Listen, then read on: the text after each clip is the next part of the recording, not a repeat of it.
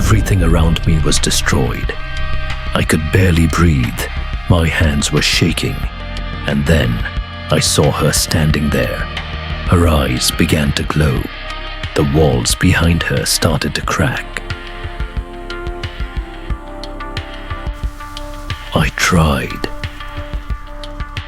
I have a secret to tell you, but you have to promise not to tell anyone. She whispered. Her braid twitched and knocked over a lamp. Shards of glass scattered across the floor. She covered her face with her hands like a frightened child. "What have you done?" I whispered. She slowly lowered her hands and looked at me with guilt in her eyes. Then everything faded to black. 3 hours earlier that night, I returned to the factory. The door hissed open as I forced it off its hinges. The corridor was empty, but it didn't feel abandoned. There were drag marks on the floor, leading deeper into the internal experiment sector. I should have turned back.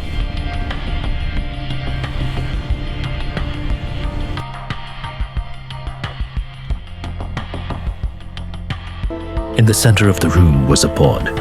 Inside, it was her.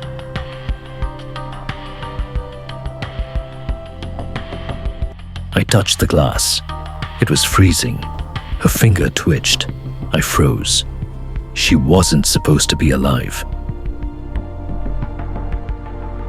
Then the alarms went off. I didn't think as I smashed the glass. It exploded everywhere. I pulled her out. Her skin was burning hot. And I ran.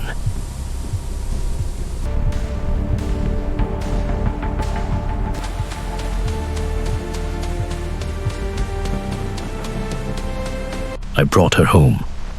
The rain didn't stop that night.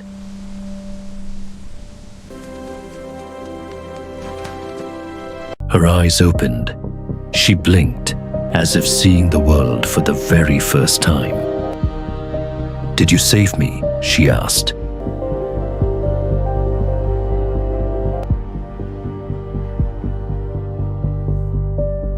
She slowly sat up,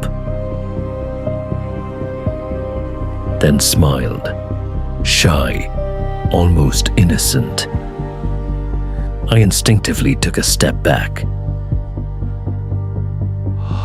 She reached for a mug.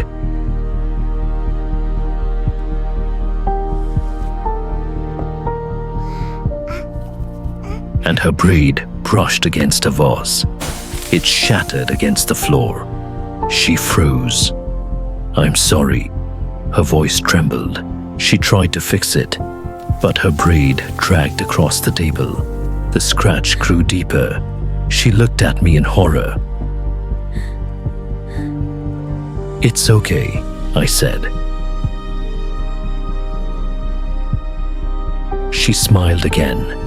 This time, it was far too wide. Thunder rolled outside. She flinched violently, her eyes burning brighter. Her braids began to rise. The window cracked. I stepped closer. "Lily, it's all right." She was breathing too fast. The floor started to shake. Books fell from the shelves. She covered her ears, her braids whipping violently in the air. The chandelier ripped from the ceiling. I covered my head, and then she screamed. A shockwave blasted from her body, and suddenly, silence. She collapsed. "I'm bad," she whispered. I didn't know what to say. Then my laptop turned on. The factory logo appeared. Subject L05 activated. Security camera footage began to play. Toys moving on their own. The screen flashed. "Return subject immediately." She looked at the screen. "They want me to go back." She looked around. taking in the mess. I break everything. She slowly got up.